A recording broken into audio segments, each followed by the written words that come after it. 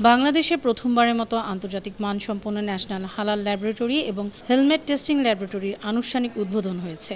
সোমবার সকালে Bangladesh standards and testing institution BSTI কার্যালয়ে এই ল্যাব দুটি উদ্বোধন করেন শিল্প এবং গৃহায়ন ও গণপূর্ত উপদেষ্টা আদিলুর রহমান খান।